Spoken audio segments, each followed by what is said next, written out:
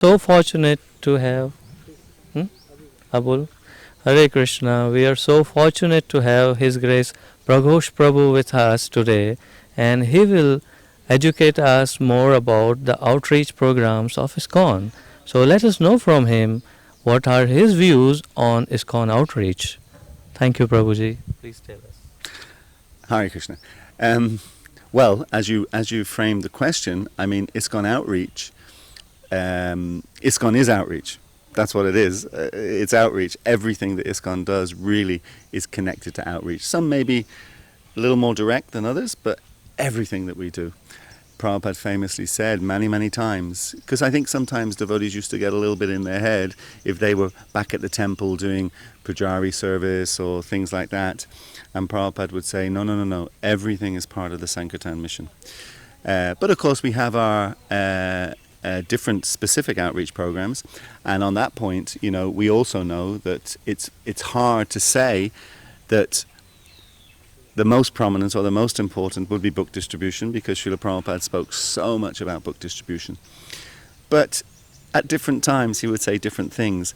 In 1974, I think it was, when the first Hare Krishna restaurant opened, that was in Hawaii, I think. The first restaurant opened, and it was a success. And one thing that it did was it attracted people who wouldn't normally come to a temple, to a formal temple setting.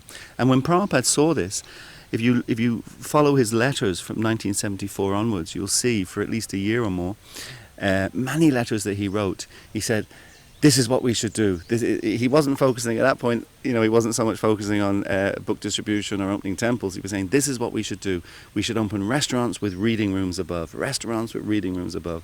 So, Prabhupada emphasized at different times, different situations. And you can, at least I take from that the main thing was what works. What actually works. What actually attracts a person to come and start associating with devotees, because once they start associating with devotees, then the next thing is they'll start chanting Hare Krishna, and that's the goal. Now, how you get them to chant Hare Krishna, in one sense that doesn't really matter if you can just achieve that.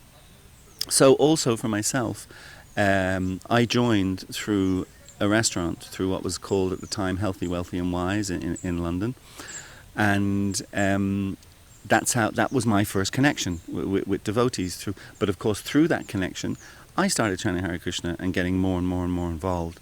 And I think because of that, I always have an appreciation and a gratefulness to devotee restaurants and prasadam distribution, because it brought me to start my practice of Krishna consciousness. So since then, I've more or less been involved in some form of prasadam distribution one way or another ever since then.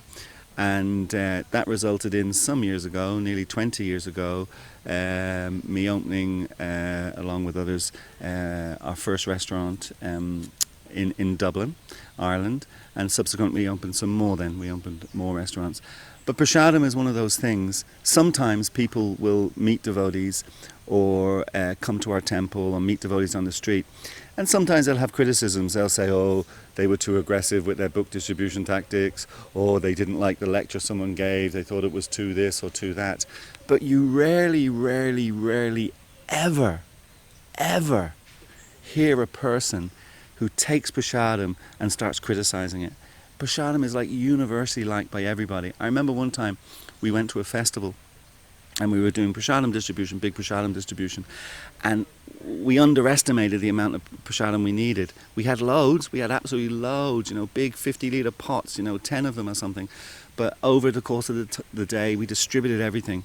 And we were in a rural setting, and one of the organisers of the festival, who wasn't a devotee, she noticed that we were running out of prasadam, and she said to us, well, I can go to a local farmer and get you some vegetables. So we said, great. So she went, she brought back these huge courgettes. They were a little more like marrows, they were huge. So we cut them up, and we had some ghee, and we had a big wok for frying.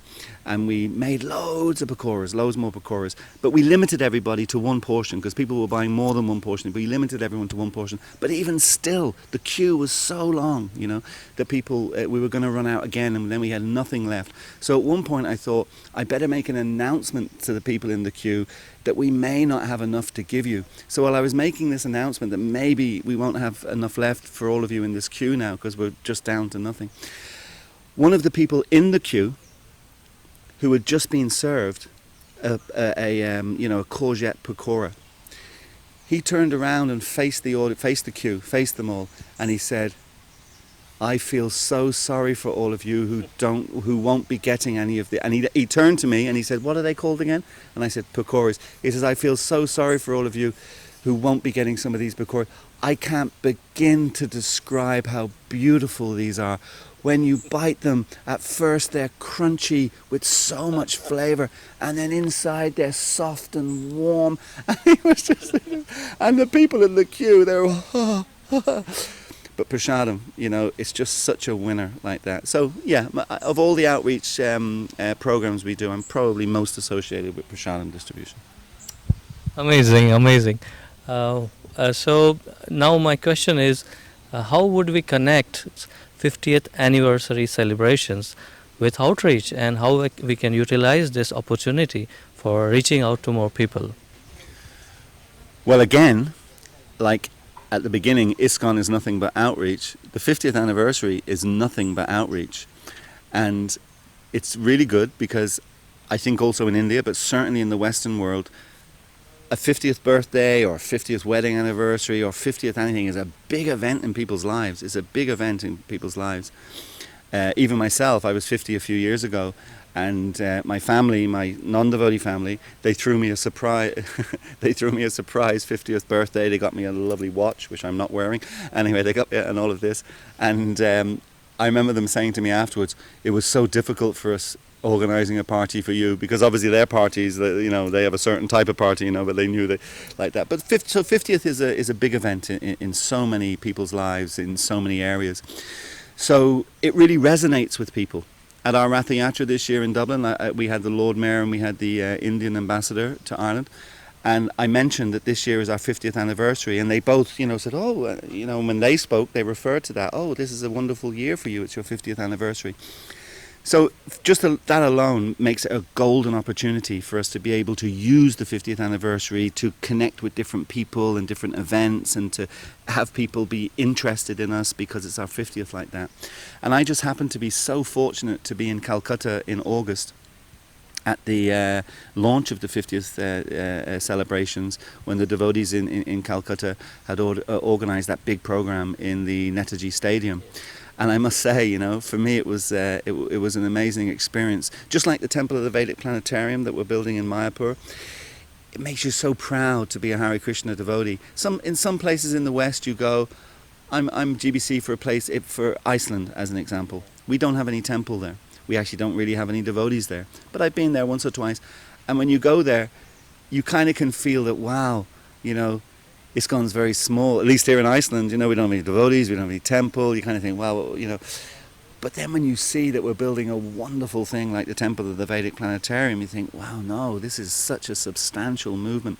So similarly, at that program in Calcutta, it was amazing because we had the stadium, which I heard it holds 18,000 or 20,000 people, something like that. That's a lot of people. And this was an exclusive ISKCON event.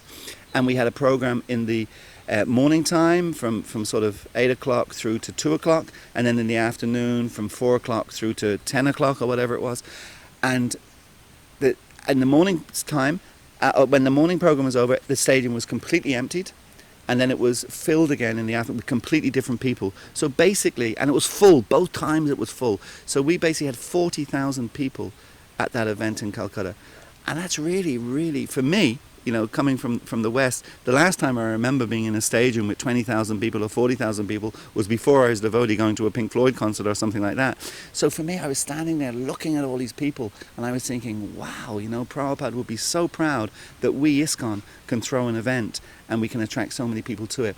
And that was a wonderful launch to the 50th anniversary, and I think it's been the springboard now. We had a wonderful festival in Boston there not so long ago.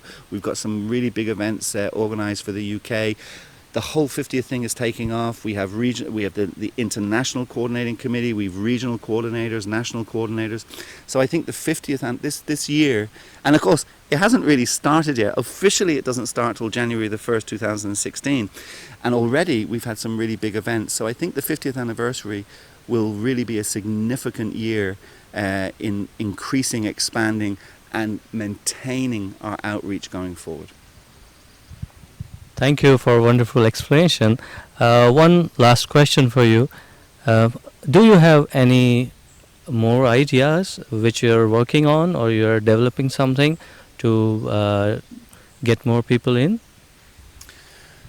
Well, as a general comment, you're always working on things to try and ideas to try to bring people in. And as I said at the beginning, you know, it doesn't really matter how you do it or what you do, as long as you can connect people. So I suppose to answer that question, I suppose the best way I would answer that is, again, I'll refer to the Temple of the Vedic Planetarium, which I really feel is going to be an incredibly powerful outreach tool for our international movement.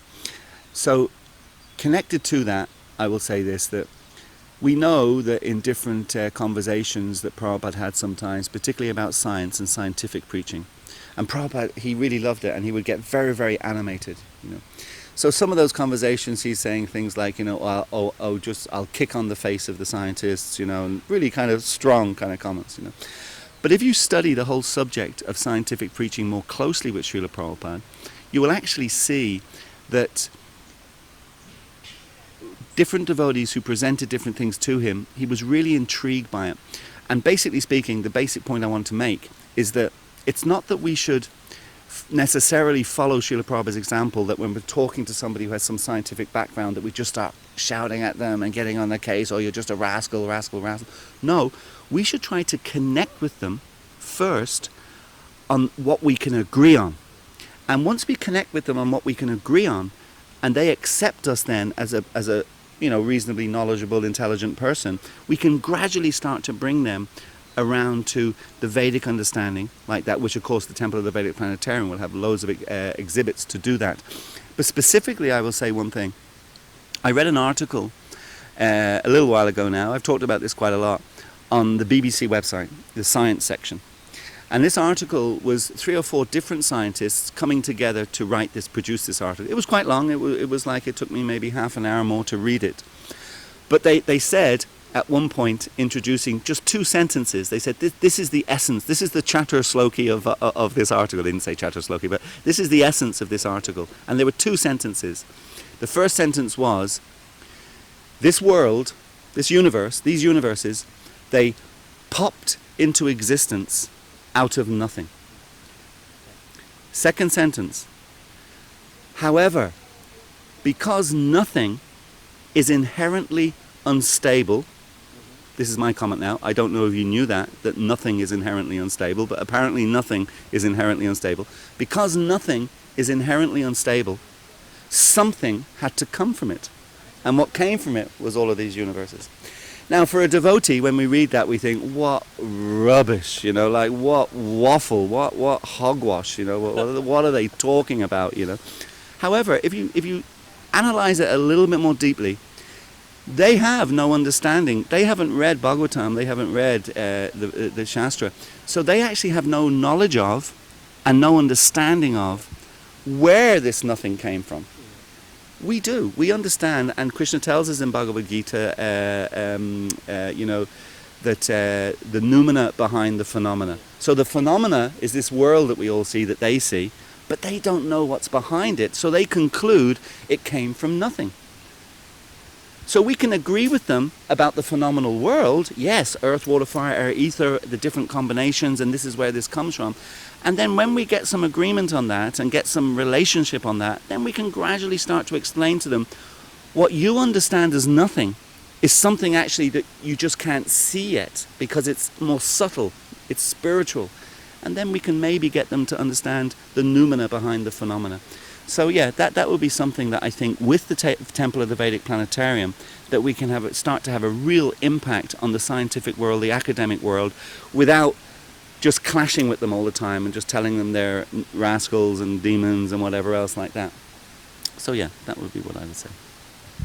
Thank you so much, Prabhuji. It was very enlightening and graceful interview. Thank you so much. Thank you for your time. Hare Krishna.